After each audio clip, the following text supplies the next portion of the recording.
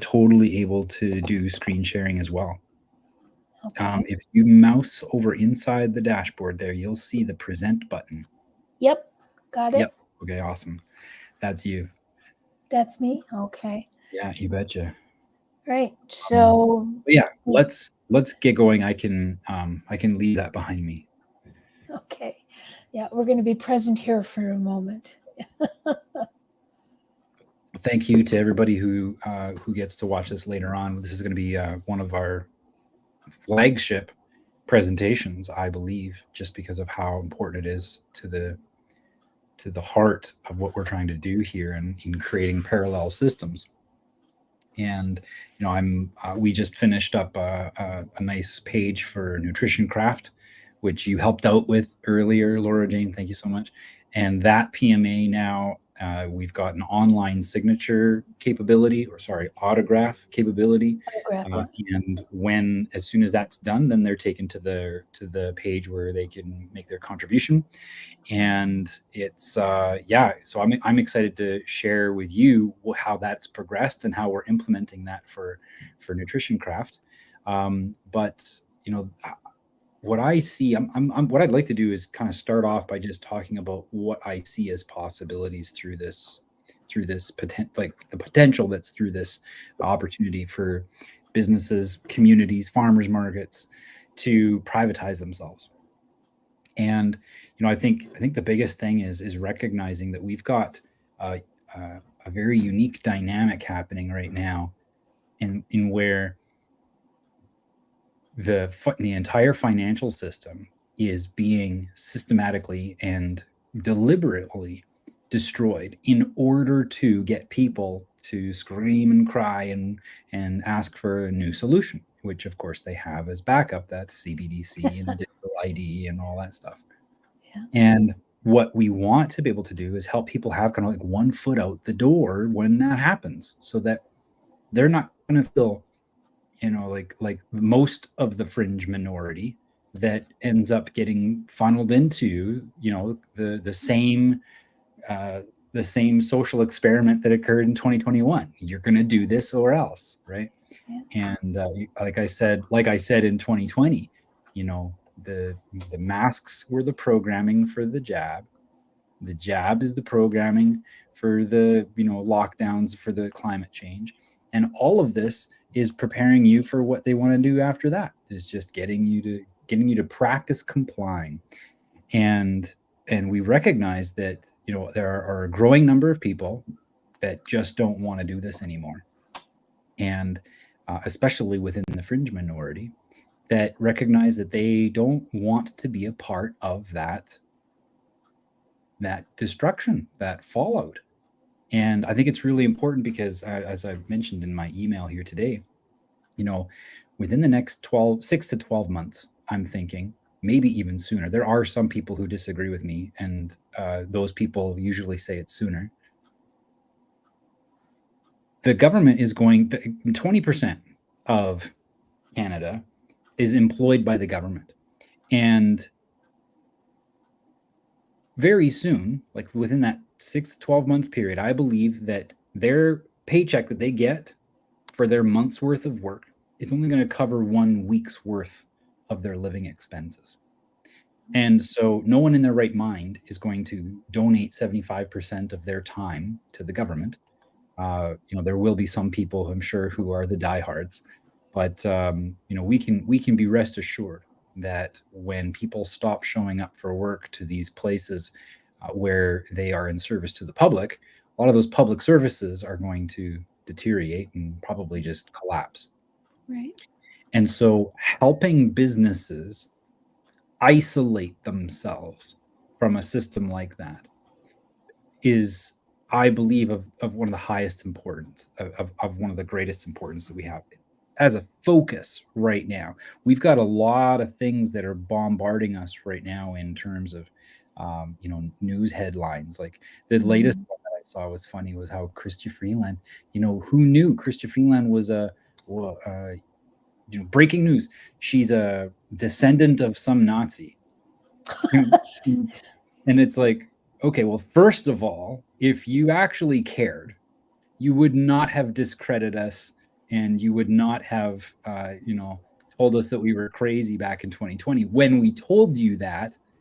And P.S., we also told you that she was briefed on the entire COVID operation in the summer of 2019. So you're not discovering anything, amazing, but good job for falling for all the distractions along the way. Because today we have way more important things to discuss than, who is at the helm of this train wreck. We have a new train, and we just need to jump off the old one and get on the new one and start rebuilding this whole nation. We can come back from this economic catastrophe, and we can even individually, privately isolate ourselves from the chaos that everyone else will be experiencing as they wonder where their world is going. Mm.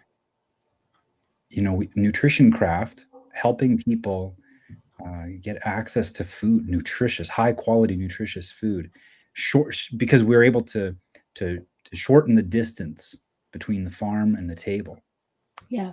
This allows them to provide a service to people with far more privacy.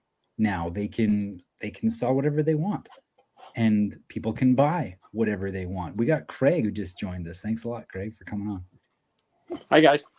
Hi. Laura Jane and I are going to be co-presenting today the private membership associations. So it's great that you came on board, because we were just talking about how important this is. This is a crucial time that we have in the world, and especially within this land known as Canada. Okay. I'll be an active spectator today. I just got home. I'm going to be making supper. I know, and I'm always on the go. You guys, I'd probably. Oh, that's no problem. Yeah. As long as you can hear, you'll be able to partake. That's great. Yeah, and then we'll do Q&A afterwards. Okay, so mute me off, because I'm going to be making kitchen noises here, and I don't want to disturb the conversation you guys are having. I do want to listen, though. I really want to listen to what's going on. When I remove you, I'm going to remove you from the screen there. And I just want to make sure, if I do that you can still hear. So hang on. Can you still hear that? Can you hear us? Nope. Okay, so then I'm going to put you on there, but then I'm Well, Craig, you should be able to mute yourself. I can, yeah. Yeah, go ahead and mute yourself. Why don't you just mute yourself? And you can even turn your camera off if you want. I'd rather you understand what's going on for me that beforehand than me just shut you off and go, well, you know what I mean? Sure. Yeah. Craig, if you just mute and turn your camera off, we'll still see your name there, so we'll know you're still around. Yeah. Perfect. Thanks, Laura Jane. Okay. Carry on with what you were talking, and we'll forget my interruption. Thank you guys for. No worries. Thanks a lot. Okay. Talking to you soon. Good to see you. So yeah, with Nutrition Craft being able to position themselves at the very front of this economic collapse, where the grocery stores, which are already absolutely stuffed to the gills with unhealthy food, I call it the fabricated famine, because the food that's there is simply not providing nutrition for people. We're able to now make sure people have access to high quality nutrition, and without the massive distribution network that makes it all ridiculously expensive. But that's not without its challenges. And so by privatizing that membership association, now we actually have a lot more possibility ahead of us. We can see so much more potential on the horizon as a result. So anybody that is wanting to see this citizenship be turned around, if anybody wants to learn how they can start to separate themselves from that system and be a part of a parallel system, this is a great primer to go over. So thank you to everybody that's watching. Again, like I say, I think this is of great importance. And Laura Jane, why don't you share with people your 5-minute intro, and then we'll discuss where we're starting to dovetail in the whole deal. Okay. Yeah. Well, I actually have a presentation if you want me to do that. Well, sure. Let's do the Yeah. presentation.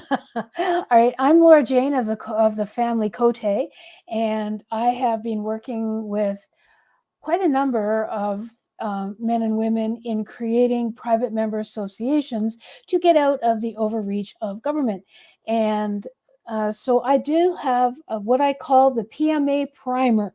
So this is for anyone who knows nothing about PMAs.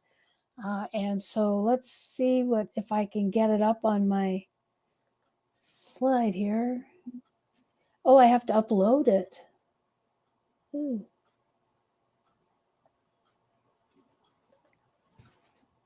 I have it there. Sorry, you're gonna see Yeah, no worries. my mess here. Nope, we don't see anything yet anyway. So Oh, good. Okay. Yeah, Oh, yeah. because I haven't uploaded it. Very good. So this was a simple primer that that I did that I think helps men and women to comprehend. Now, it should be uploading. Should be.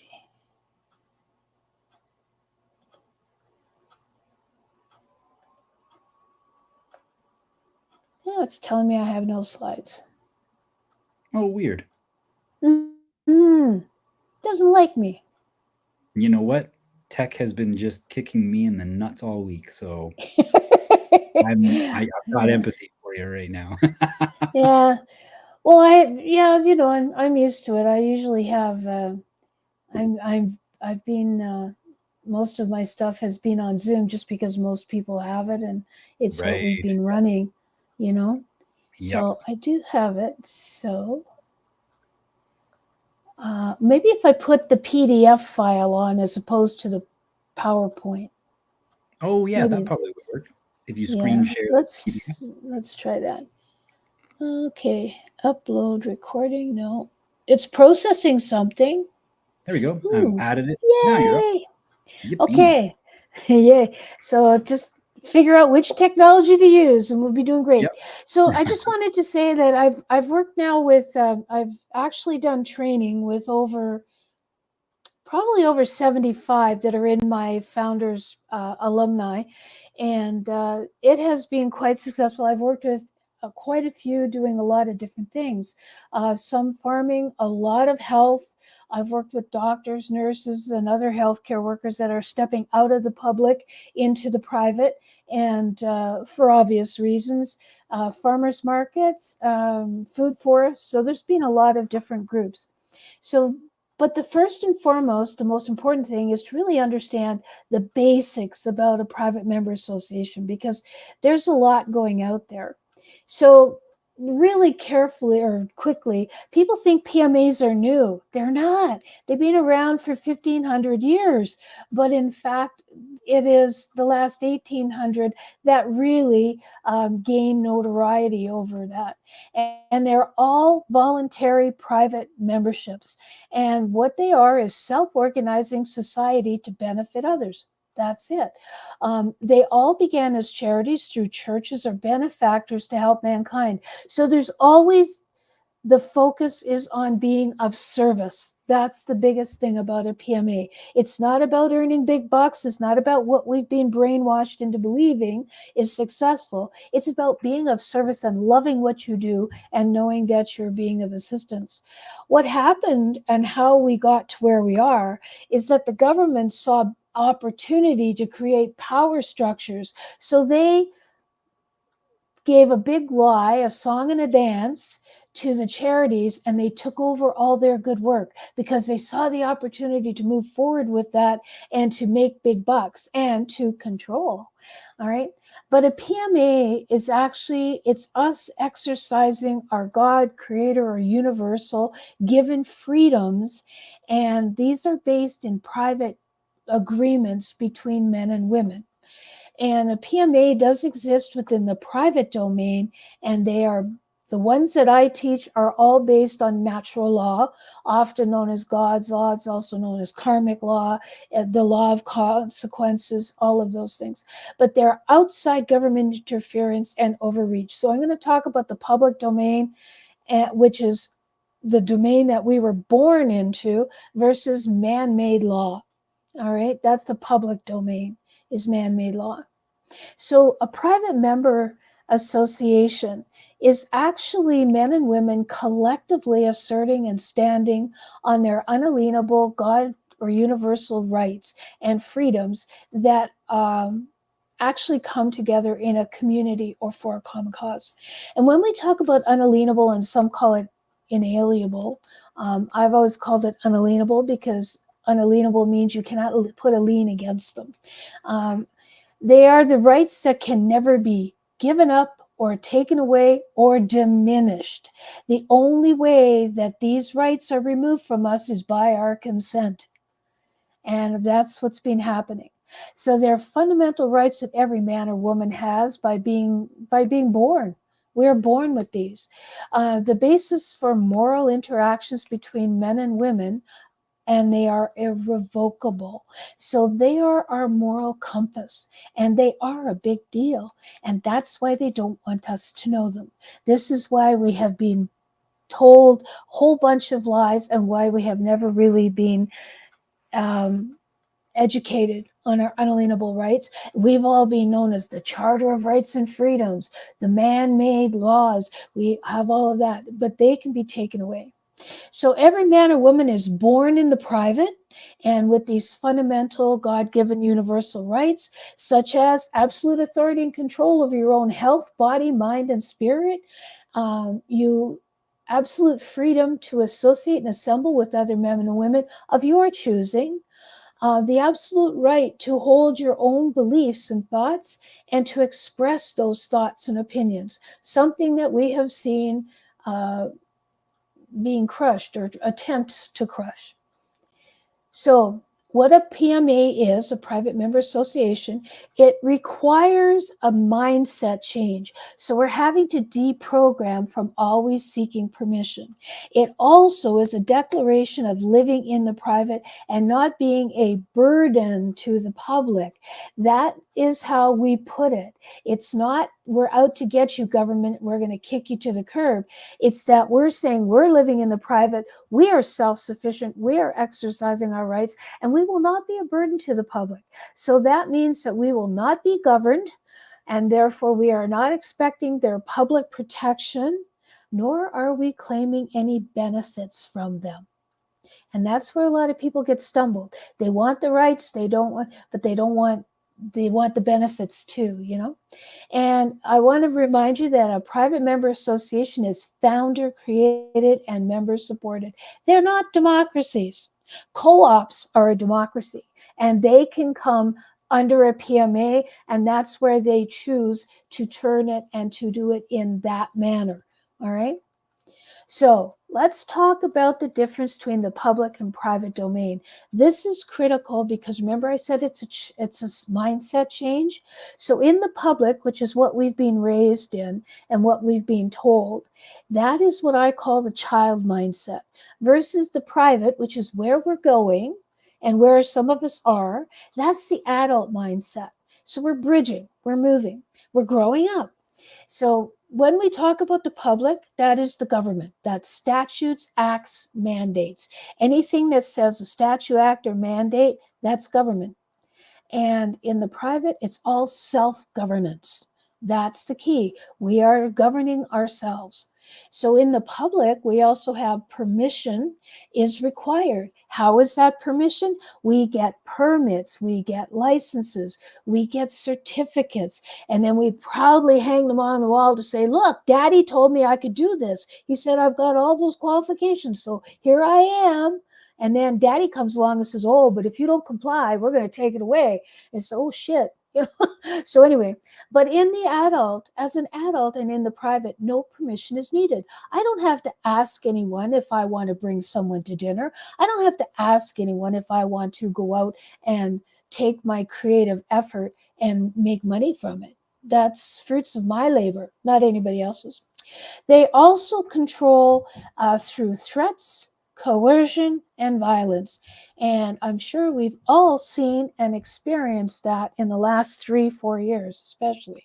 Whereas in the private, this is where we naturally follow ethical and moral rules. We know them from birth. Ask a child in the sandbox, is it good to steal? And what's the answer going to be? No, I don't do that, you know? Is it good to tell a lie? No, but it feels good. Well, okay, so they got some growing up to do. So the other thing about the public is that you have no rights. You only have privileges that the government, the authority, the leaders grant to you. All right. And if they're considered privileges, they can be taken away as well as granted. Whereas in the private, we have all got the same rights and freedoms. It is actually equity. When you talk about the private, we're talking about equity. In the public, this is where we relinquish self-governance, and we're told we have to be relinquishing it for the next reason here. The government says that we need protection from ourselves. We can't do government. We need to have a leader to coordinate everything. But what happens in the private is we assume responsibility for our own actions. And that is the big part that a lot of folks don't want to wake up to because we haven't been used to that. So you take an action, you live with the consequence. And also where I said that the government was created to parent the public as people needed to be protected from each other's. In an adult and in the private, when we're out of government, we help and support each other. We have moral and ethical actions to do no harm and to live in honor. That is how we're built. That is our creation. We've just been brainwashed and moved into not believing that. And of course, the public, it's all based on obligation. Taxes are an obligation. Debt, is there. You're obliged to answer the police officer if he, comes to you. Well, guess what? In the private domain, it's all voluntary engagement. So like I tell some of my PMAs, I said, if the cop's at the door, you have no obligation to answer that door. Just don't answer the knock. They'll get banging and they'll get mad, but they will go away. So in what I create or what I help men and women to create is what I term a lawful PMA. It's lawful under natural law, and natural law is very powerful. And I'm working with the World Freedom Alliance now. I'm part of Solutions. I've just joined Solutions Empowerment, and this is learning how the natural laws and the natural courts is certainly superior to the legal court systems, and they don't want us to know how powerful we are. But in order to have a lawful PMA and to stand in your power, there are some things that we want to clearly outline. So we need to tell men and women, what are the benefits of joining the PMA? It needs to be articulated for the members. After all, why would I join you? I have free choice here.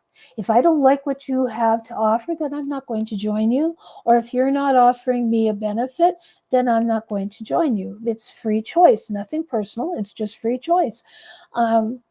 You also need to be able to tell your members what is the expected behavior of your members. In other words, what are the rules of the pool and what are the codes of conduct? And that means that I'm going to take responsibility to honor those rules and to honor that code of conduct, just as everyone else in that PMA will do.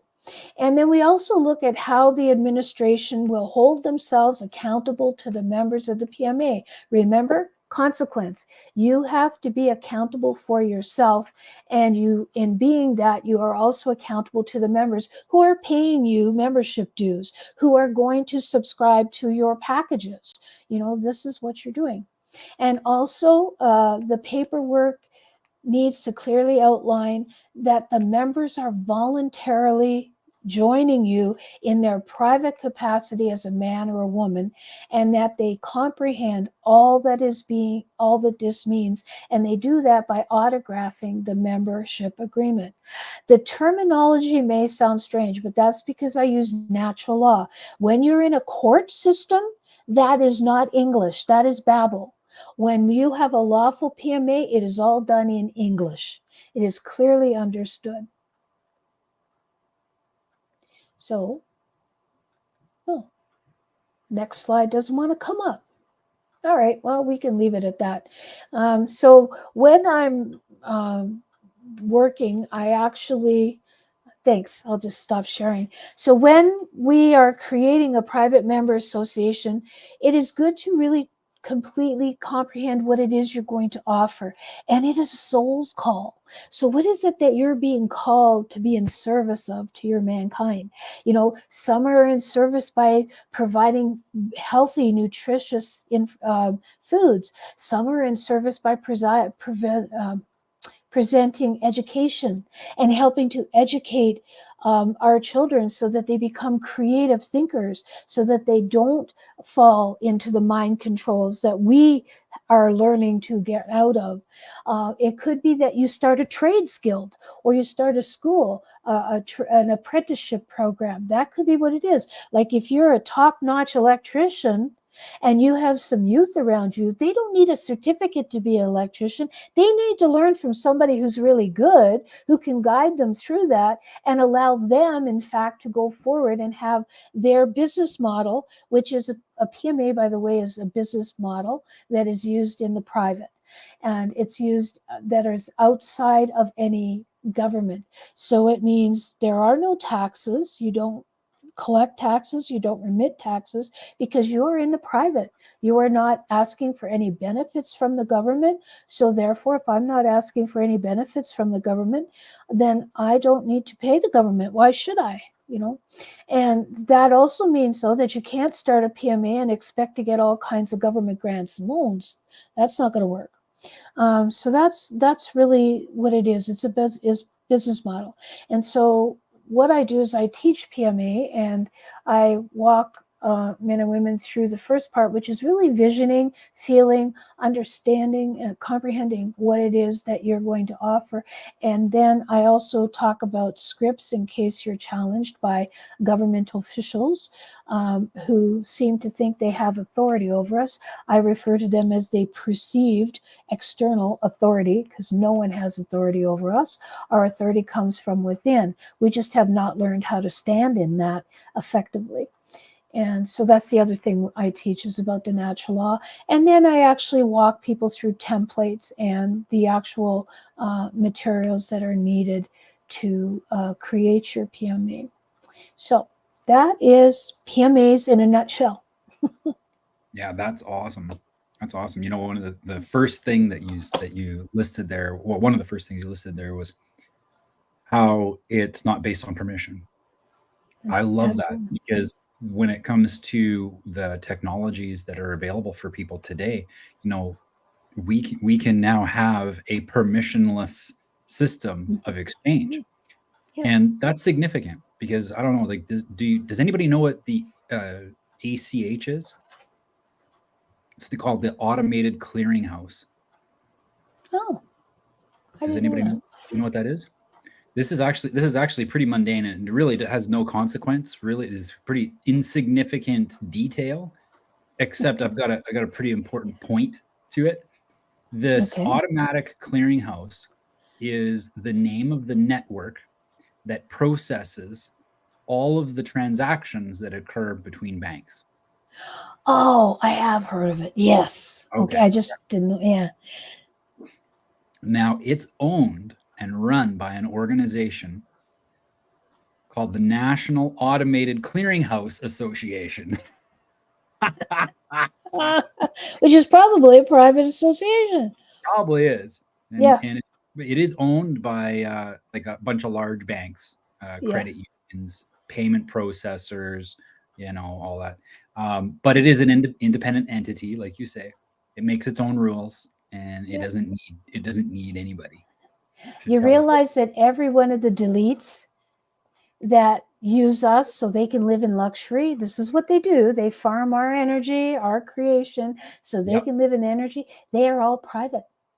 Yep. They have private trusts. They own nothing, and they're very happy. But they control. Like, they control. This is they the know thing. how to Like control. people say, oh, Klaus Schwab wants me to own nothing and be happy, and I'm like, so do that, but don't do it on his terms. Do it on your terms. Exactly. There's joy in Yeah. Yeah. But I don't think it's that we don't, because we have the other right, the big alienable right in natural law is property. And when you define property under natural law, you are talking about your body, you're talking about your sons and daughters are your property until they reach the age of consent where they can be held responsible for their own actions. Your other property is your land. Your property is your cattle, your livestock, whatever you've got. So when you look at that, it's all property. And anything that the government has done is unlawful trespass in which they are usurping your property. So it's really, when you're setting up things like PMA and you're doing natural law, it's how you stand in your power. How do you touch base with that inner authority and use it, and not in a belligerent way, but in a very compassionate, loving way. And it is a peaceful, what do they call the NAP, the non-aggression principle. Non-aggression principle. And that's the way that it is done, and because we don't need to aggress against another. Just because there's some guy dressed up in a suit and calling himself a judge doesn't mean that he's any better than me. Mm-hmm. He isn't. We're equals. However, he seems to think he is because he's being told that. And I've been told that's our first myth, right? Is that someone has authority over us. That's the first myth we're taught, because that's mom and dad have authority, right? And then we just transfer that authority to our parents. And then we transfer it to the government so that they perpetuate that myth. When in fact, when we reach the age of consent, we have no authority over us. It is up to us to assume our own authority. And so it's time to cut the apron strings from mommy and daddy, aka government. And the public. So sorry. No, it's all right. This is all right. I love the conversation. The automated clearinghouse, when going back to that, it is the final thing. It is the main net. It is the one location where all the transactions occur. In 2021, I think there were 29, 30 billion, something like that. It was up there, billion transactions that occurred. And the more that we have a system where we have to go through that one central location, right? It means that we have to have permission. They are the ones that actually grant permission for those transactions to occur. If something's not right in their eyes about that transaction, they can stop it from happening. That means that anything that they may tout as called free trade is a bald-faced lie, because there's absolutely nothing about any of the free trade agreements that allow you to make free trades. You still have to have permission with the automated clearinghouse, So they have control. One ring that rules them all, and it's hilarious to watch people think that that's just how it has to be, when in fact, nothing could be further from the truth. It's the same as, oh, well, we have to be Canadian, I guess, I have to have a driver's license. I have to have, what all these other things that they say they have to have in order, because they're a Canadian. They have to have these things. Passport. Yeah, you have to have that, blah, blah, blah. And we are now on the cusp of such a transformation of our consciousness because of things like blockchain, where now anything that you want to do digitally is permissionless. You don't need permission to do anything except with the other party that you're doing it with. Yes. That's it. That's all.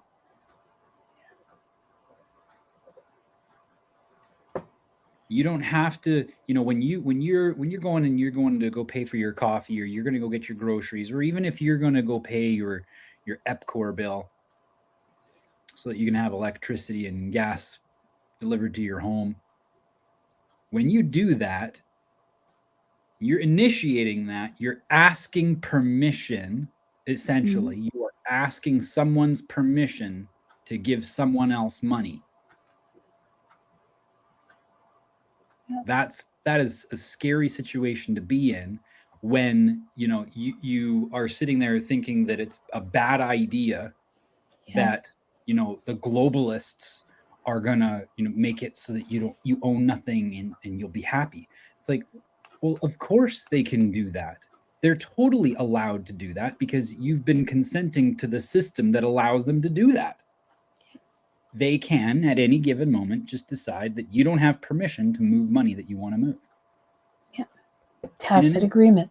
Yeah. So if you don't like that situation, I'm in agreement with you. I think that is absurd. I think that it's something that is incredibly narcissistic of them to want that much control over us, right? Yeah. So I'm in agreement. I think it's a bad idea. I don't think anybody should sign up for it.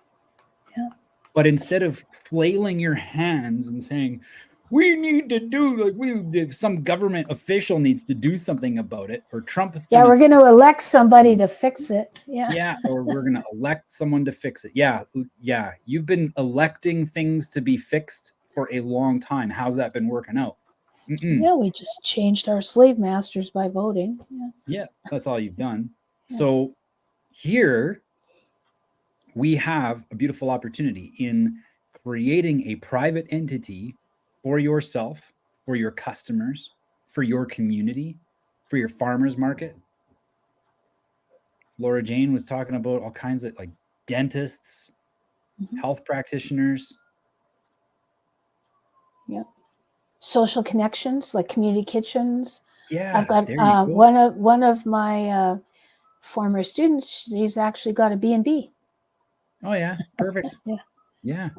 And they are now isolated. They can isolate themselves within their relationships that they have. So now those relationships are now permissionless. Mm-hmm. That is just beautiful. And because this is the direction that the world is heading, I'm really, really wanting this type of content to help people see that they don't have to follow along with that. The alternate system has already been built. You don't have to go and do much. You don't have to do much at all. In fact, you don't even have to be a part of the Nation Builders to talk to Laura Jane. No. You can go and talk to her yourself. How do people get a hold of you, by the way? My email is ljcote at pm.me. Real simple. Okay, I'm just going to put that up there for a second while I talk about the next thing. Okay, this is beautiful, because you also mentioned, how it's actually our natural state to be at peace with each other. Yep. And, this ties in with, I'm going to go off on a tangent here, but it's very, very much related. We are, in 2018, a study was done. And if you want the study, just go and email me, hello@manknownaspaull.com. I can send you the study, where they found out that at the subatomic level, between our neurons fires electrical impulses. And that's how our brain communicates with itself, right? And the nervous system and everything is working through these neurons that are firing. But that at that level, it's not just an energy pulse that goes in between these neurons. What's actually happening is light is being created. There is actually a measurement of light. And this light just forms in one dimension, and then it can split into two and split into three. And then sometimes it doesn't go much further than that. But they've measured some of this refraction and this expansion of structure of light. They've actually measured it being able to expand into up to 11 dimensions. We are literally creators of light, but it only makes sense being created in the image of a creator that created light.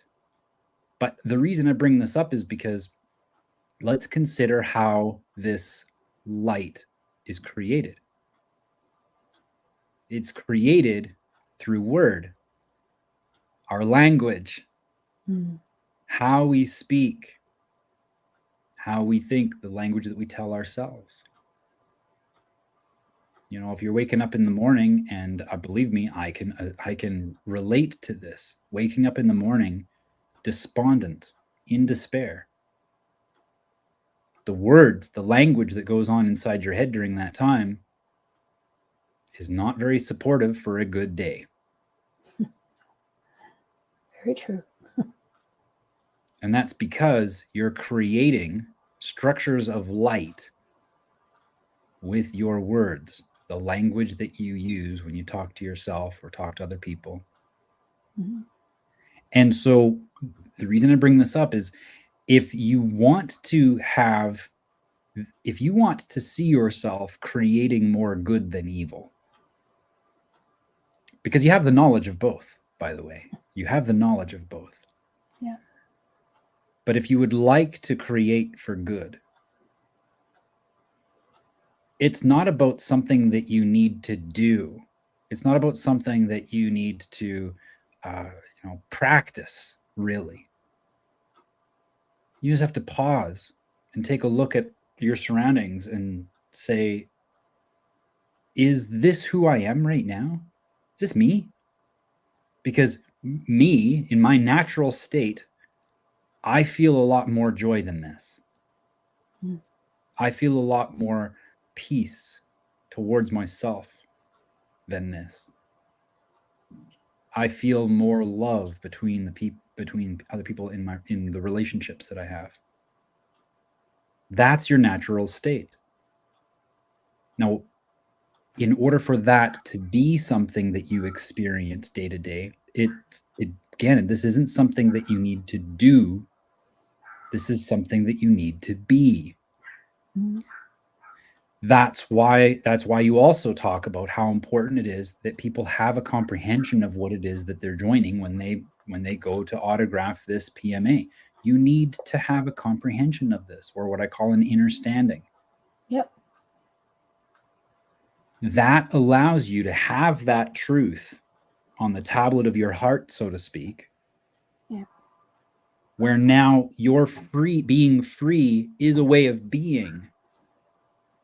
And it's not the act of making the autograph. Anybody can take a pen, have some ink in it, and dye some paper. Yeah. That really doesn't mean anything. It's just it's just ink on a paper. There's no magic spell to that. But that is a testament to you saying, this is something that I'm committed to being. This natural state of love, where we don't have to ask permission whether or not we have a relationship with someone. We don't have to ask permission whether or not I'm allowed to pay someone for their time. Yeah, exactly. We don't have to ask permission to do business together at our farmer's market. I don't need someone's permission to have raw milk. No. I don't have to ask permission what to serve for dinner. None of their business. Our most natural state is one of love. And when we're in that state, life just automatically becomes more light. Right. And the light that you create is more aligned with the good that you want. And back to this idea of, asking permission, we had this conversation earlier today. Someone said, well, no, it's just that the government says it's they're going to say that I can't get I can't get a passport because I'm not going to get the jab. Okay, well, let's just consider for a moment. I get that they're going to make that a rule, but let's just recognize the difference between power and authority. Mm-hmm. They may have the power to do something like that, but they certainly don't have the authority. And the distinction is quite easy to tell. Let's say, for instance, you're driving peacefully down the road. And you see the police lights, right? And so you pull over and they want to interrogate you. Do they have the authority to do that? Do they have the authority to detain you and interrogate you, search your car? Do they even have the authority to stop you if you don't stop? If there has been no harm done, they have no authority. That's correct. Their services are not required because they're supposedly supposed to be law enforcement officers. So if there has been no harm, loss, or damage inflicted upon anyone, then no law has been broken and their services are not required. Right. That's just... It's all commerce. And that's what we forget. It's all commerce. The only reason they stopped you is to give you a ticket. Yep, that's right. And that's to put money in the coffers. So that's what it is. It's all about commerce. And when you think about how powerful you are, sorry, I was just looking at my Bible, my 1611 Bible. It's in Genesis. That's where our power comes from. God made us in his image, or the creator, whatever you want to refer to him as, and gave us dominion over all that flies, over all that walks and creeps upon the earth, over all that is in the seas. We, the image of God, have the power over that. And that's what scares the heck out of these folks, is that when they are seeing us wake up to the knowledge that we have that power, this is where they're running away, and they realize that we're catching on to the fact that they've created a system of commerce and only commerce. And that is even harder for them because we're waking up to the fact that we did not give consent for half of what they've done. And now we're taking it back. We're putting out notices of liability. We are saying, no, we will not comply. I have no contract. Or what kills them even more is, okay, I'll accept that contract on this condition. And so we've just opened negotiation with them.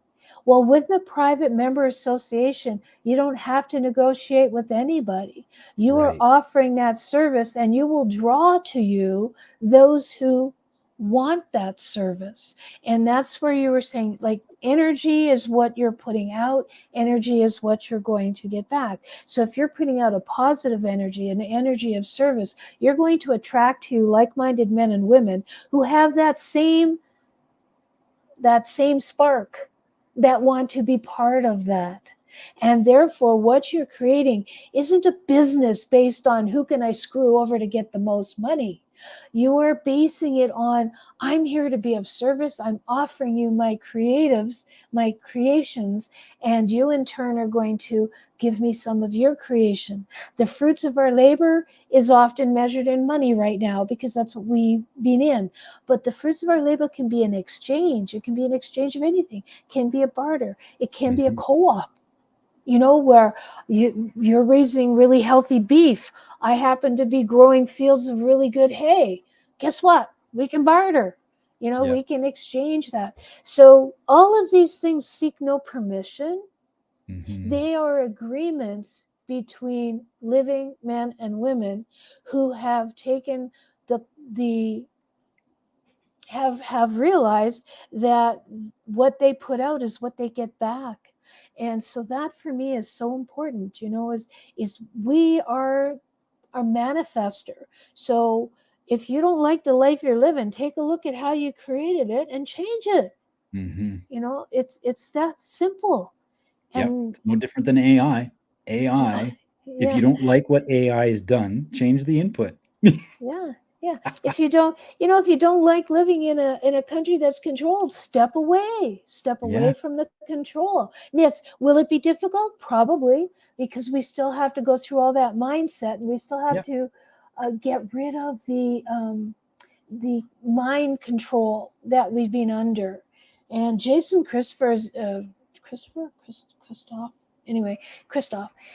he's doing some fantastic exposures on mind control. And I just was watching a couple of the videos that he recommends, because once we see how we're mind controlled, it loses its potential, because now we can look and go, oh yeah, like I can watch a movie and go, oh yeah, that's where they were programming us to believe this. That's where we're programming. So, it's good. And when you talk about a private member association, you aren't talking about any programming. You're strictly talking about offerings, and it's I'm offering this to you if you choose to take it and to be part of this. And then you're saying, well, thank you, I do want some of those offerings, and here's what I can offer you in return, whether it's a membership due that we pay, whether it happens to be money, or whether it happens to be barter, or whether it's crypto. It doesn't matter. It's a fair exchange, an equal exchange. And that's the other thing in a private member association. Nobody has authority over anybody. It is all there by volunteer. I'm voluntarily joining you. And so founders have to realize that if someone voluntarily joins me, they can also voluntarily exit. So you do want to ensure that you are, being of service to your members, or you will lose your members. And that comes back to self-governance, right? Where it's like, okay, you've shared your intention to be of service to someone. Here's your paperwork of your intention of how you wish to be of service to someone. Someone has gone ahead and contributed to you, saying, I would like for this service to be administered. And I like your now, offerings. to the degree that you're able to fulfill on that intention is the degree that you have your integrity. And that's natural law. It's act in honor and do no harm. Yeah. That's it. That's your moral compass right there. And if you live in accordance with that, you will have peace, you'll have harmony, you'll have happiness, all of those things. You'll be what Karen calls with Life Force Canada, because I'm with Life Force Canada, and that's where actually my online course is. But it's what we call living above the line. When you live below the line, that's fear-based. When you live above the line, that's love. That's expressions of love. So what does the government? They want to keep us below the line so we're controllable. So they instill fear. How do they instill fear? Oh, there's a big boogeyman called a virus that's going to kill you. If you don't do this, you're going to go to jail. So it's all those things that are there. Oh, of course. There you go. Yeah. So it's just as it's all there, and it's just us stepping up and stepping out. Well, first of all, it's growing up and then stepping up. Yes. Because we have to grow up, and that's a painful process at times. So I've got some good news in conjunction with your PMA. The work that you do is in helping people establish PMAs. We are probably, I want to say, a week to 2 weeks away from having the ability for PMAs to now be even more private. So what we've done is, well, not we, but the blockchain community has created a means by which people can verify their identity without permission, but also without disclosure. And this is so powerful because now you can go ahead and create your own self-sovereign digital identifier that grants you access to the PMA. But that access, the PMA, the association itself, nobody in that association not even the issuer of the ID, of the identifier, can see what the identifier is. All it does is it asks whether or not a specific identifier is present. And if it's present, then it qualifies that and grants access. Now, what I've kind of glazed over a little bit of that, but the benefit to this is that now your digital interactions with your PMA are now confirmed. There's very little chance. Well, I shouldn't even say that. There is no chance that when communication is secured through this type of digital ID system, it's impossible for an AI to impersonate you. And that is a very real problem that we're facing right now. A friend of mine is 88 years old. He got a phone call from his grandson who was in prison and needed $5,000 to get out. Yeah. And, the only reason why he was able to determine that it wasn't a real phone call was because this AI that had impersonated his grandson called him grandpa, and that's not what he gets called by his family. So it was a slip up, but I mean, it's only a matter of time, right? AI is going to learn that mistake. Yeah. And it's vitally, vitally important that if we are to help create a permissionless communications system for your community, for your business, for your farmer's market, for your dental clinic, for your food distribution network, it's vitally important that that information is kept in the highest level of privacy in order for that to be that secure. And thankfully, probably within the next couple of weeks, we'll be able to demonstrate what that actually looks like, where people can confirm their own self-sovereign digital identifier on their own and get access to the whatever the content is, or the access to the chat, the access to the live conference, access to, fill in the blank. Whatever it is that you're delivering digitally, whatever transaction is occurring digitally, now you have the means to have that private, permissionless exchange. Great. And so that sets a whole new stage, because right now, one of the biggest issues that people have in wanting to leave the public domain and get into the private is that they're still operating with their public information on things like social media. They're still operating in the public domain when they go and, make a bunch of, income, right? They're still doing the things that draw them back into that public domain, back into the childlike mindset. Yeah. And what's wonderful is to recognize, just give your head a shake, so to speak, where you recognize that there's absolutely nothing about that system that has anything to do with you. You are entirely a private being. Yeah. No matter what flag you may fly in your front yard, no matter, what habits of voting that you end up following, you are not the system, and there is nothing about you that is a part of the system. You've simply been conditioned to believe that ID is somehow associated to you. Yeah, that's the fictitious person, citizen, resident. They're all the same. Yep.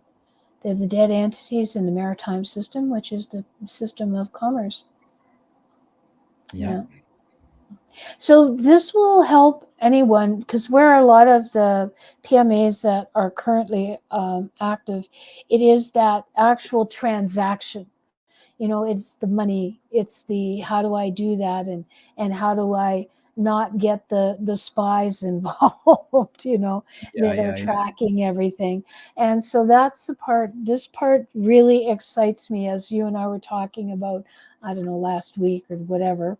It really is about having that whole freedom where you can still pay for things in a one way, but the other is that everything is closed system for your PMA and the transactions of your PMA. So that is really keeping you even further off the radar, and even if you have a public facing component of a website, which is quite fine, that says, yes, this is what I can offer you, but for more information, you have to join my PMA. Once you join the PMA, you cannot be tracked on that public site anymore. Right. Now you're in the private. So we're still in that bridging component, and so to grow your PMA, you probably still need a little bit of public, just in terms of putting it out there to show folks what you have of service. But boy, nobody can see exactly what the benefits are, how much they cost, or what the exchange will be, or how you're going to go about getting them, because that's all in the private. So if I've got a delivery fleet that's delivering you raw milk, nobody will know about that fleet except for myself and my members, and the one that I've had an agreement with to do the delivery. And they will be all, that will all be stipends, and that will all be done within the confines of the PME. So it's a beautiful step forward into the private. We're really excited about it. We're really excited. Yeah. And there are so many things. And I've got a lot of folks that are very excited about this too. Oh yeah. Yeah. Oh, yeah. Especially the physicians. Oh, like I have, I've got doctors that are setting up their own PMAs, and this is one of the things. It's how do they do it and really stay out of the public, and stay out of that it's beautiful, domain. especially when they can stop using that decrepit dollar. Yeah, well, that'll be great. But for now, we're still in it, and we will be for a little while longer. Until we start to create our own sovereign communities and define our own sovereign dollar. What is it that we want? That's the other thing that I like working with, is sovereign communities. So it's really about that, and when you have a sovereign community, it's law according to I. This is what we live with. And when you get into a sovereign community, it's law according to us, or we. And that's a beautiful place to be. Yeah, sure is. Sure is. Okay, so let's just touch base again on PMAs. Obviously, people can email you. I'll put the email address back up again. People can email you to learn more about how they can set up their own PMA. But what are some things that you can recommend to them that they get kind of arranged, that they get together so that they can come to the table prepared for this excursion? Yeah, that's a good question, Paul. One of the things is to be very clear on what it is you want to offer. It's having your vision for your PMA, because that is going to drive everything. So what's your vision? How do you see it? Do you see your PMA as being, educational? Do you see your PMA as being both educational and product oriented? Is it a PMA where you envision it growing into both? I'm going to deliver a health service, but at the same time I'm educating. So it's really important to have that vision with what you've got. If you can do any kind of study on natural law, then do that too. Although when I do a course, you're taught that. And I actually have an online course if they want to do that. That's at lifeforcecanada.ca /academy/ lifeforcecanada.ca / what? Academy. Academy, yeah. Yeah, and then another slash. And when you go into that website, you will slash after Academy, I think. When you go into that, yeah, a lot of slashes. What can I say? We're just slashing and burning the public.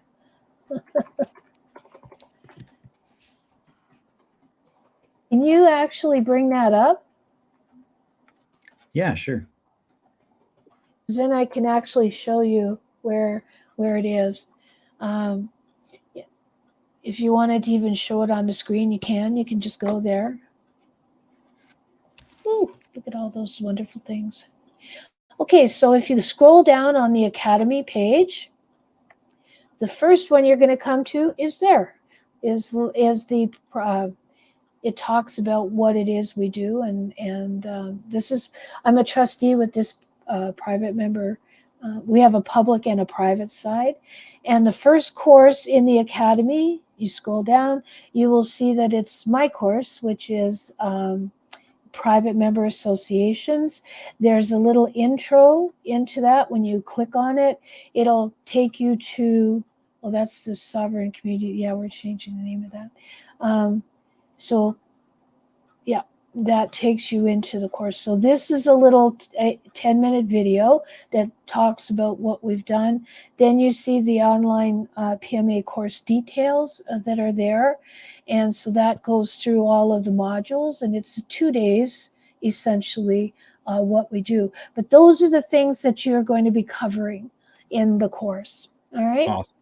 And then I offer you become part of what's called the Founders PMA Alumni. Oh yeah, that's me. Mm-hmm. And at this point, I think it's $597 for the course. Yeah, that's some of our some of the traditions. Now, the other thing that I do, if there is oh, it's $597. Okay, it's pretty bad. I don't know what the price is, but the other thing that I have been doing is we've also do a weekend. This is a in the flesh training, and it's being changed a bit. That other course there. So there's some courses there, but if you go, this is a great website. We have a lot of videos. We have a lot of videos on natural law. So they're called the Monday replays. And in Monday replays, you can go to YouTube or you can go to the others. And that's some other courses that we are offering. Okay. Yeah. Yeah. Awesome. So that's where you can find that. But what I also do, although I'm no longer doing scheduled live courses, I have done courses for special groups that have connected. So say Nation Builders has 10 folks that would, men and women, that would like to have an in-person or via Zoom, whatever. I tend to use Zoom just because that's what I pay for, so I use it. And I figure we're scaring the shit out of the AI, so let's keep it up. Yep. You know, the more they hear about how we're learning to be free, the more that's terrorizing. So I figure, good, a little terror will go a long way. But what I can do is that I will then do that special training. So I have a group of doctors in Southern Ontario that are coming together that are looking to have this training for them, and they're going to bring some others on. I just did a group in BC, and they wanted to have a special training, so I set it up for them, and we negotiated it, and I did it, and that way they did the course. And I've just helped one. She just set up her PMA. I just helped her with her member agreement, and so she's all set to start with her PMA in October the 1st. You know, perfect. and it's all about saving bees and bee furniture and sleeping with the bees. You know, so yeah. It's really neat. It's really neat what she's doing. So yeah, so we can arrange that as well if there's enough. And I usually like to have 10 because I like to have a lot of Q&A and interaction with it. And if you don't have time for that and you just want to go and you can manage it, you can just sign up with the one on the Academy as well. Yeah, awesome. Yeah. Awesome. And Well, I want to know where, I know that you've got replays on your blockchain because you're talking to an old fart here who's still having, who's still managing to yeah. find their way through all of this crypto, and that's, us baby boomers are, I'm not opposed. I think it's great. I had a Bitcoin account. Don't know where the hell it went, but I had one, and so I've dabbled in it. But it's really doing those dots, and for me, that's the part of the PMA course that needs to be completed to give true, free, true, private, sovereign Mhm. control over your business model. Yeah. Yeah. Yeah. And another name for PMAs, just if folks are interested, unincorporated voluntary associations. Oh, okay. So Yeah. that's, if you think of it as an unincorporated association, that means it's not a legal entity. Yeah. They cannot come through, which also talks to property ownership and stuff. So there's ways Mhm. around that, through private trusts and things that you work on. Yeah. But once we Awesome. get totally into the private, we don't even have to worry about that. Yeah. Yeah. Yeah. Yeah. So, Yeah. That's awesome. yeah. I know that, as this whole process moves forward, as this,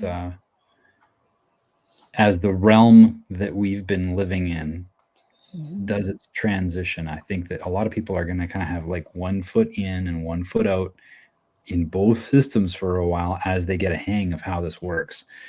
And this is a great place to get started, where that one foot now steps out, and now you have the ability to act in the private on demand.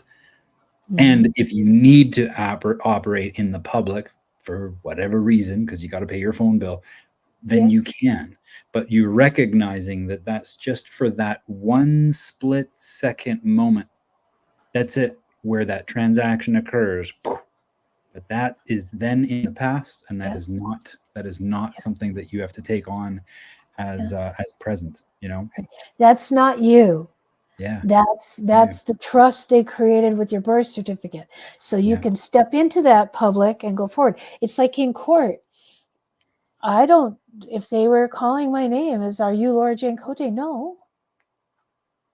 I'm Laura Jane of the Cote, of the family Cote. I wouldn't even answer that. I'd just say I'm Laura Jane. I'm called Laura Jane. And if they say, all right, well, I'm looking for, I administer that trust. Yes. Yeah.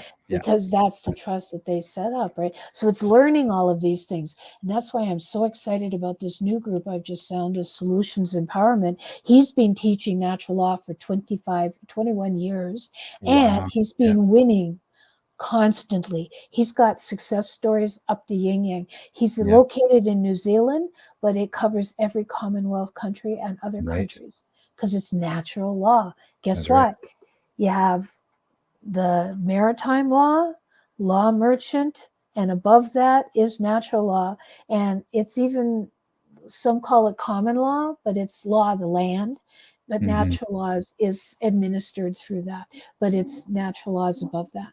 So so it's knowing how to do, and that's where your power comes. And that's what I love, is the folks that step up to do PMAs, the same as when they step up with you, Paul, and learn the crypto, learn how to get out of the control mechanisms.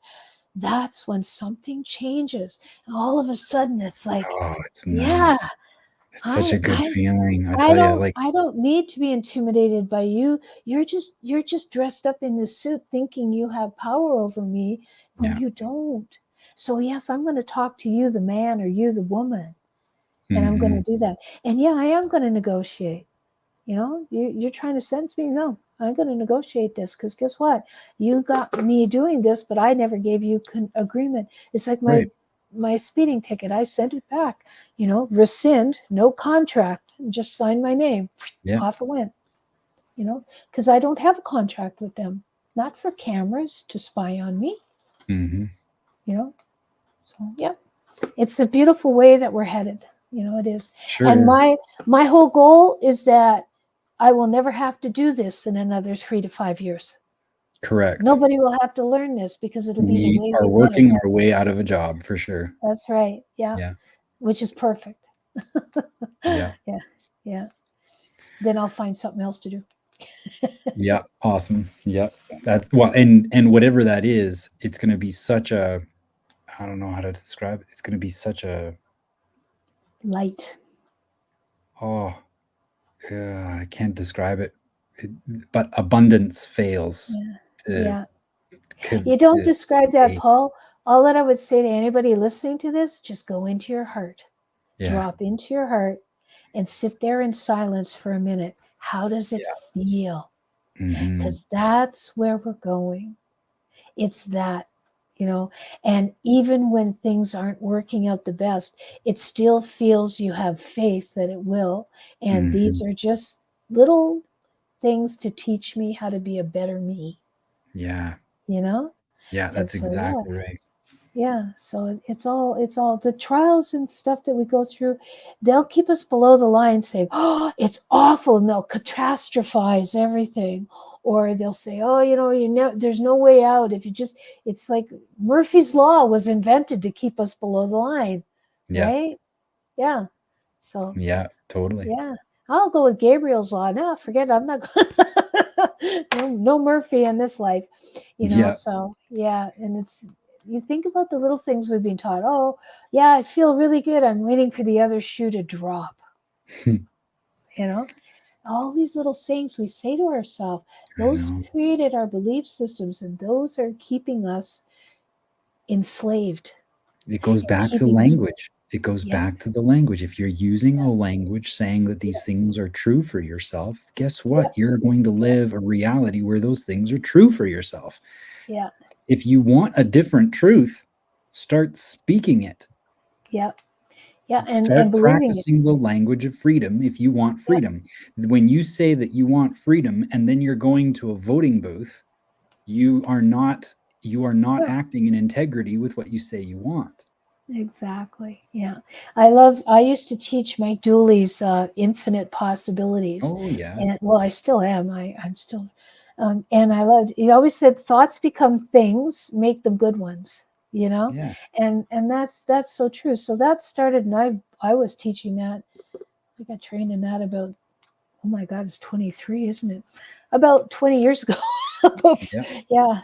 Yeah. Oh, some days Oh I go, man, where did yeah, the that's time and go? that's Yeah. that is that mindset, Mhm. it's a big one it's a big one to overcome for some people because of how attached they are to the system, right? Like their water runs to their tap on the Mhm. 24th floor of the apartment downtown because they engage in that system, right? And so because they've associated their well-being with the system, Mhm. it makes it very difficult for them to visualize themselves outside that system. Yeah. But if we can start to recognize, you know what, they can have the high rises, they can have the water pumping up those 24 stories, they can do all those things, but that's got nothing to do with you. That's not you. No. You are simply you are simply, like you say, you are the trustee of that account, Yeah. the benefactor. Yeah. You are a creation of God. You Yeah. are a creation of the divine.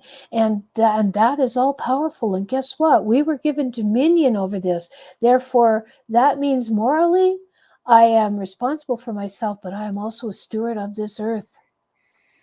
And that is part of my moral compass, is to be a steward of me and my behaviors, and to live in integrity, to live in honor, and do no Mhm. harm. But I also, if I've got dominion over the fishes, over the fowl in the sky, over all of that, then I'm expected to be a steward. Yes. And so it is stepping into that reality. It is to have your authority, but to remember to be the steward at the same time, Mhm. Mhm. Well, because again, back those to are all part of it. self-responsibility. Yep. Self-governance means self-responsible. Yep. Yep. Yeah, Yep. you can't point the finger and say they did this, they did that. I No. mean, it's really no different than, and this is, it kind of goes back to this idea of authority a little bit too.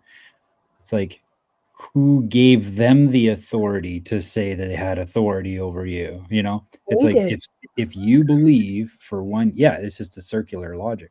If you believe that they have authority over you, that they can tell you what you can and cannot do, my question is, okay, where did they get that authority? Who gave them that authority?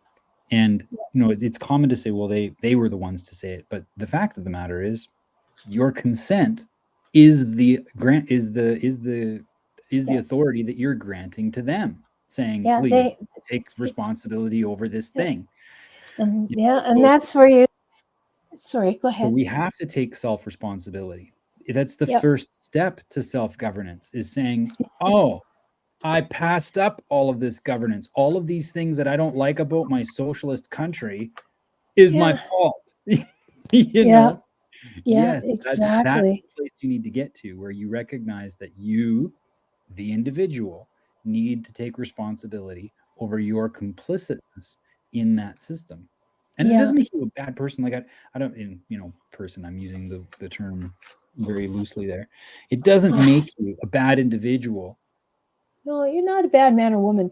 We just have to recognize that when you're in that system, you're their property. Like when you associate yourself with that account, now you're their property, because the account is their property. They made it. That you didn't make it. So and that's what we're having to learn, is how to step away from that, because we have been, from the time that we started going to school, and our parents went to school, so our parents raised us in the same manner. And when you go into schools are strictly huge indoctrination zones. Mm-hmm. That's what it is. They're indoctrinating you to do that. But when you say to a policy officer or a policeman, because they're just enforcing policy, right? And you say to them, I want proof of your authority here. And, and they say, well, I've got this ID, but that's not authority over me. And they say, well, do you have a driver's license? Yeah, but that's not me. That's a piece of paper. I'm not two-dimensional. This is me. I'm three-dimensional, right? Mm-hmm. This is who I am. I'm not that piece of paper. I'm not that driver's license. I'm not that passport. That was created for your realm. Yeah. So it's learning how to step out of that. Yeah, exactly. Yeah. So that's the big part that I just am really enjoying learning about and bringing that forward, because I like seeing all of the correlations, mm-hmm. that really are behind this as well, right? We have the many things that occur in our life, like the story that I shared on my Substack there a couple months ago, how I was tossed out into the cold when I was 4 years old, and it was because I played a April Fool's prank on my stepdad, right? But I made that mean something. I made it mean that I wasn't allowed to have fun. I made it mean that I had to be serious.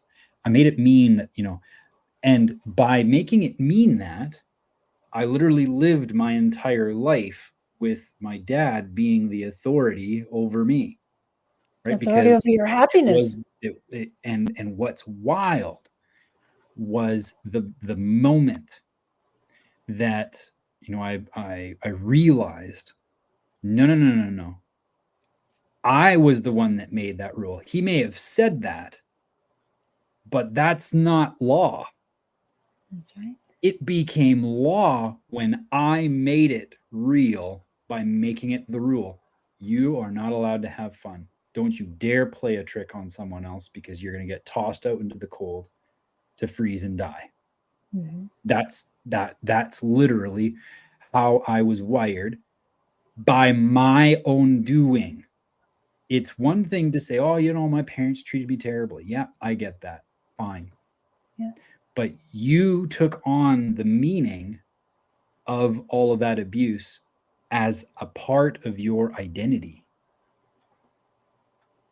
Yeah. In order to be free of something like that, you need to take self-responsibility in your role of creating that as law. You used that language your whole life.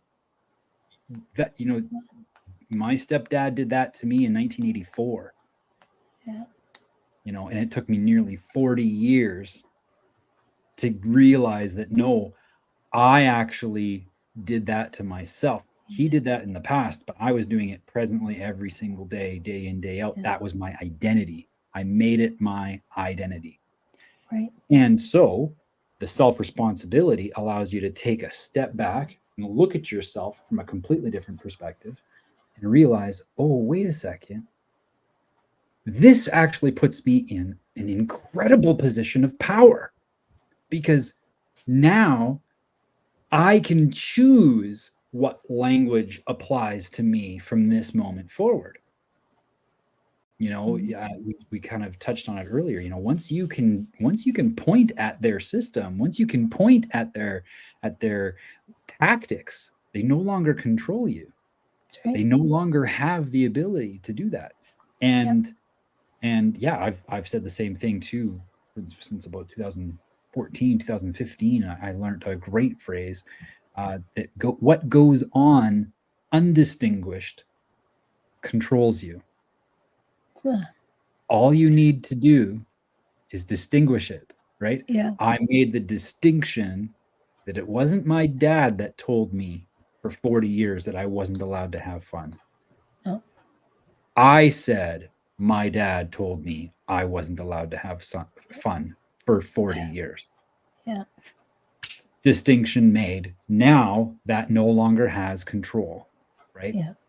And our role in achieving freedom is to find more rules, find more laws that we made to govern ourselves. Yeah. In ways, and most of the time, if life's not working out in a certain area, it's because we actually passed up that self-responsibility for who we are and the things that we're doing. Yeah. Saying, well, my dad beat me with sticks, Yeah. But another way of looking at that is that we're using the coping mechanisms we used when we were 7 and 8 years old. Yeah, totally. We haven't updated. We haven't done a reboot.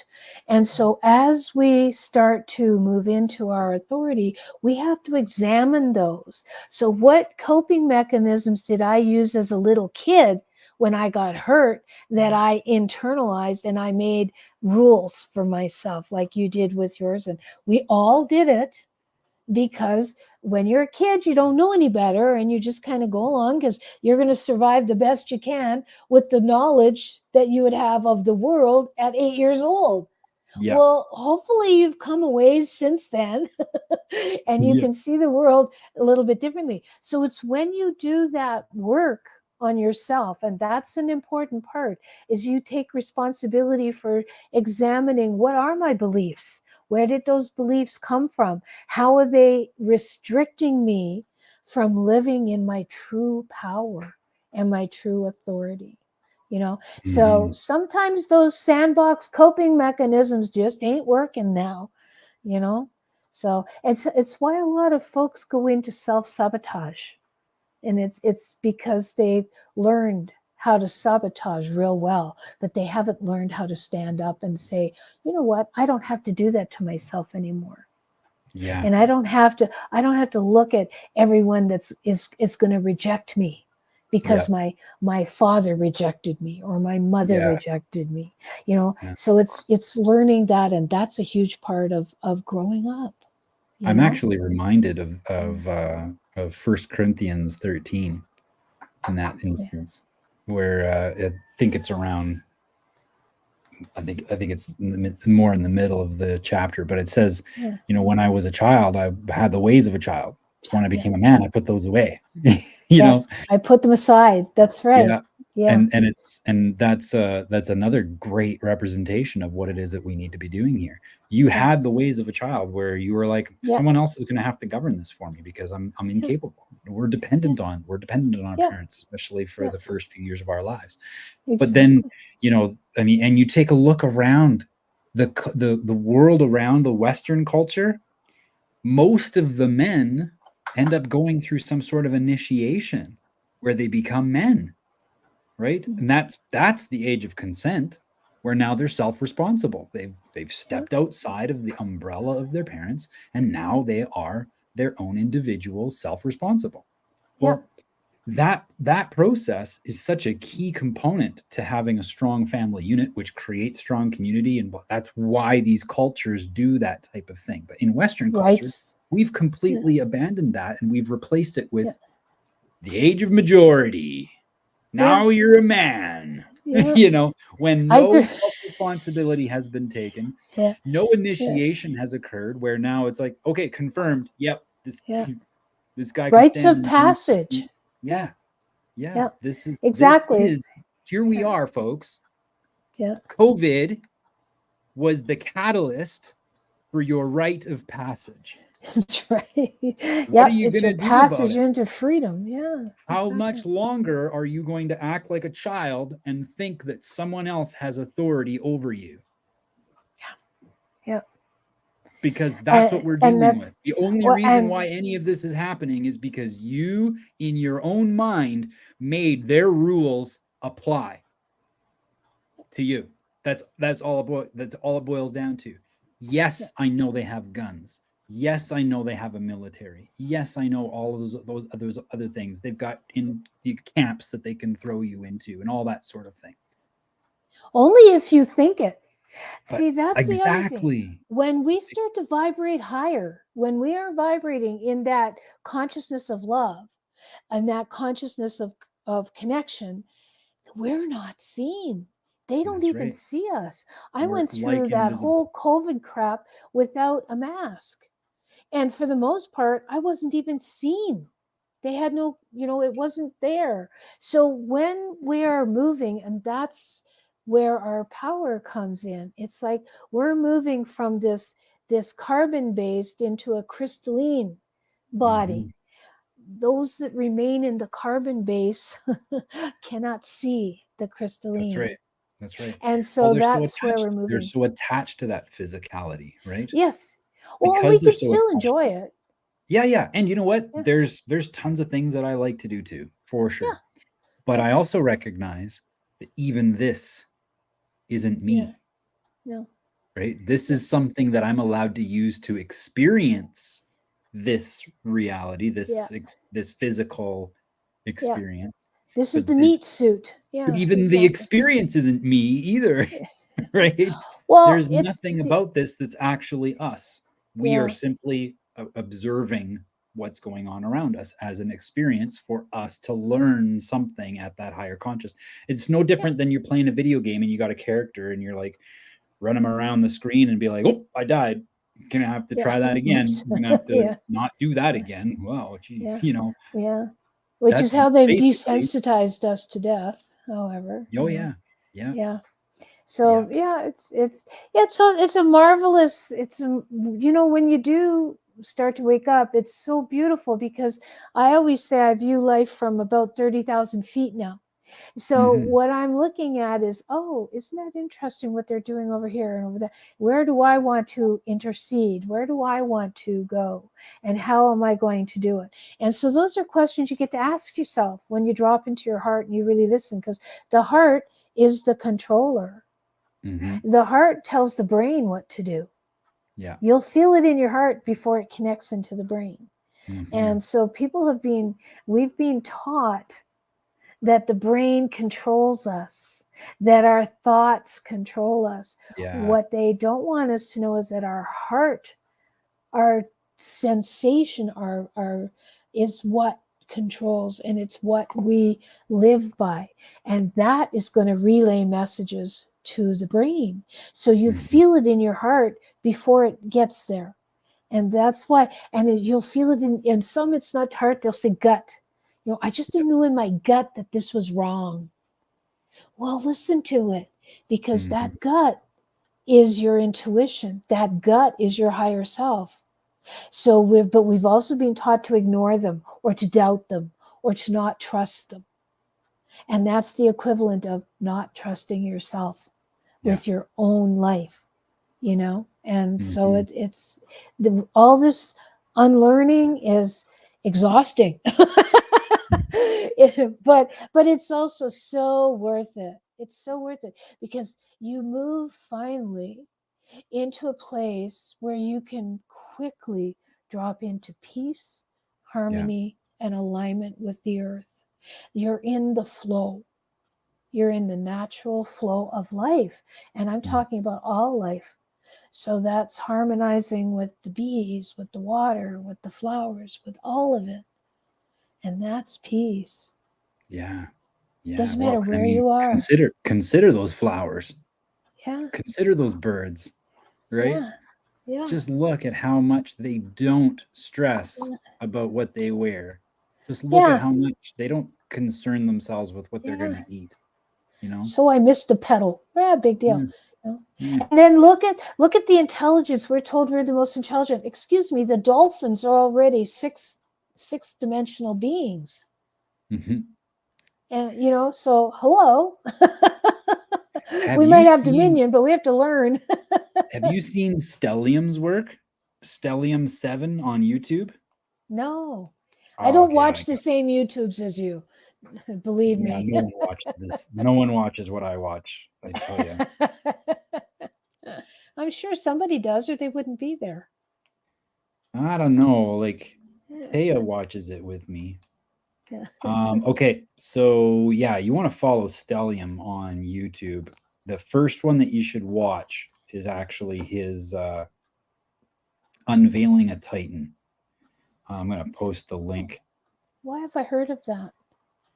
The Unveiling the Titan is a documentary that he did of himself exploring. I'm going to put it in the, where did I put this? I guess comments, maybe. I think. Yeah, and then I'll put it in private chat as well. You want to watch that. Just listen to this guy. This is one of the first projects he ever took on. He did boots on the ground exploration of the elephant, which is a mountain in Spain.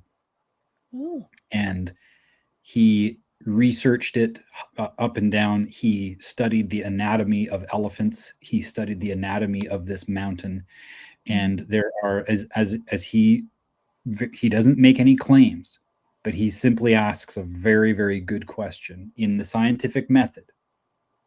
How many synchronicities, how many coincidences does it take before you start asking yourself, was our previous hypothesis and conclusion accurate? Yeah. Because the evidence is staggering to show that we have absolutely no concept of how all of this started. No, that's true. And it is amazing to watch. Now, when I go to the mountains, like Taya and I, when we're seeing mountains, we're just in complete awe of the magnificence of what we can now see. Our eyes have been opened to a new truth about what mountains are. And it is astonishing, but you can't take my word for it. You can't be saying, oh, Paul is off his rocker and, is like a flat earther or something like that, saying that the earth started from something else. But, and the mountains are the Titans. Unbelievable work that this guy and his cohort have done. As you watch that series there, you'll fall in love with his work, and he's been continuing his work even today. And it is remarkable, if only in ways to help you see something as a different possibility, right?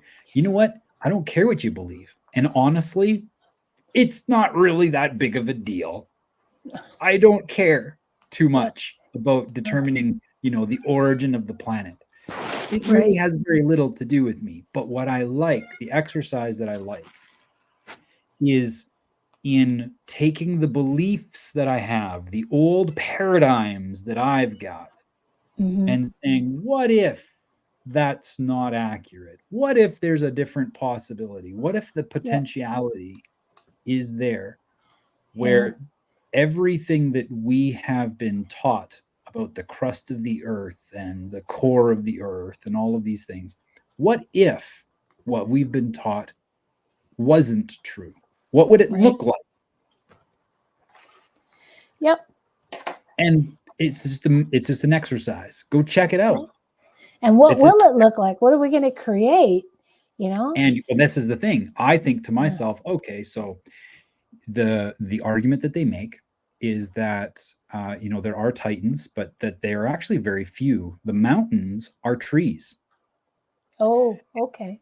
Yep. And that I know some of the mountains are titans, but not. Oh yeah, for sure. Yeah. Some of them are. I mean, we can see, faces. We can see, creatures like the elephant is a perfect example, and just of how well preserved it is. I mean, even so much is preserved with that elephant that you can even see where the pool of blood was when the elephant bled out. You can see where it is. It's amazing. Yeah. But this idea of can't remember where I was going with that. But we have got to expand our horizons. We can't be pigeonholing ourselves into certain possibilities. We have to be open to there being other experiences that give us a glimpse of to where we're headed. Oh yeah, that's where I was going. So if these trees, let's say they were towering trees, which now, basically we're seeing petrified stumps. And he also presents more than enough compelling evidence to show that there was likely a cataclysmic event that would have petrified most organic life in one moment. And then from that stage, we started to see new life come out. But that new life ended up being smaller trees.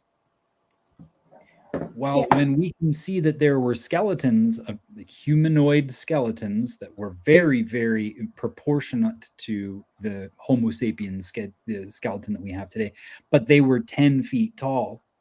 Or taller. Taller even, yeah. But that if that's the case, then what if we are experiencing a diminishing where we're seeing that, oh, wait a second, we're actually smaller than we thought, which would make sense because the spirit, who we are, isn't this. So where is it if it's not? Where is it?